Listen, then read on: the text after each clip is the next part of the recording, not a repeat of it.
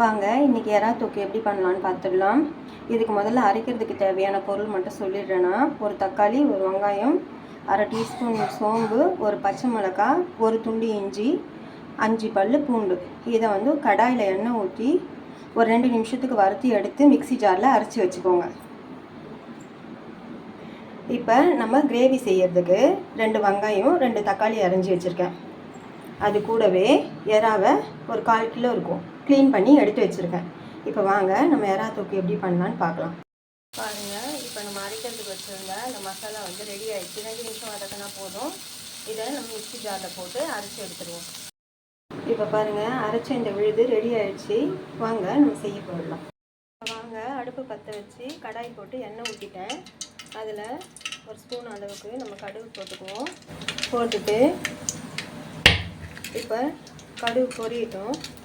பொரிஞ்ச உடனே இப்போ வெங்காயத்தை இதில் போட்டுக்கலாம். அது கூடவே நம்ம கருவேப்பிலையும் போட்டுக்குவோம். இப்போ இதை நல்லா ஒரு வாட்டி வதக்கி விட்டுக்கலாம். இப்போ இது கூட கட் பண்ணி வச்சுருக்க தக்காளியும் எடுத்து மிக்ஸ் பண்ணி போட்டுக்குவோம்.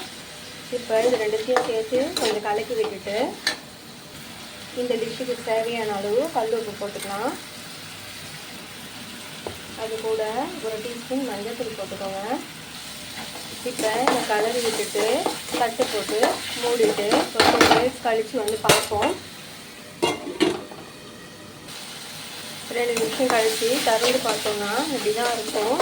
இப்போ நம்ம வந்து அரைச்சி வச்சுருக்க இந்த கிரேவியை இதோட நம்ம ஊற்றிடுவோம். இப்போ இது எல்லாத்தையும் ஒன்றா சேர்த்து மிக்ஸ் பண்ணி கொஞ்சம் கலரி விட்டுட்டு மறுபடியும் பிளேட் போட்டு மூடுவோம். இப்போ இதை திறந்து பார்த்தா இந்த ஸ்டேஜில் இருக்கும். இதை ஒரு கலரி நம்ம க்ளீன் பண்ணி வச்சுருக்க இந்த எறாவை இதில் போட்டுடுவோம். அது கூட இப்போ நான் வந்து தனியாக ஒரு டீஸ்பூன் மிளகாத்தூள் எடுத்திருக்கேன். வெறும் மிளகாத்தூள், ஒரு டீஸ்பூன் தனியாத்தூள் எடுத்திருக்கேன், அரை டீஸ்பூன் சீரகத்தூள் எடுத்திருக்கேன், 1/4 டீஸ்பூன் அளவுக்கு மிளகுத்தூள் எடுத்திருக்கேன். இதை அப்படியே இதில் போட்டுருவோம். போட்டுட்டு கொஞ்சம் மிக்ஸ் பண்ணி தேவையான தண்ணியை ஊற்றி இப்போ இதை இப்படி மிக்ஸ் பண்ணுவோம். மிக்ஸ் பண்ணிவிட்டு ஒரு 2 நிமிஷம் மூடி வச்சுட்டு அதுக்கப்புறம் நமக்கு தேவையான தண்ணி ஊற்றினா அவ்வளோதான். இதை மூடி திறந்துட்டேன். இப்போ இதுக்கு தேவையான தண்ணியை ஊற்றுறேன்.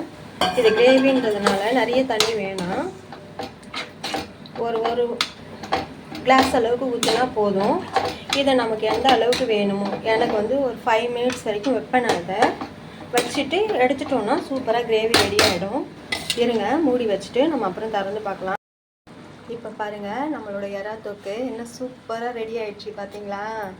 இந்த பாருங்கள், எறாவை ரொம்ப நேரம் விட்டோம்னாக்கா நல்லா இருக்காது. கரெக்டாக 5 மினிட்ஸ் வச்சிங்கன்னா நம்ம சூப்பராக வந்துடும். அவ்வளோதான். இதை ஒரு பிளேட்டில் நான் ட்ரான்ஸ்ஃபர் பண்ணி உங்களுக்கு காட்டுறேன். இருங்க. இப்போ வாங்க நம்ம ரெடி பண்ண இந்த எறா கிரேவி எப்படி இருக்குன்னு பார்ப்போம். உங்களுக்கு பிடிச்சிருந்தா உங்கள் பசங்களுக்கு செஞ்சு கொடுங்க. லைக் பண்ணுங்கள், ஷேர் பண்ணுங்கள், சப்ஸ்கிரைப் பண்ணுங்கள். ரொம்ப தேங்க்ஸ்.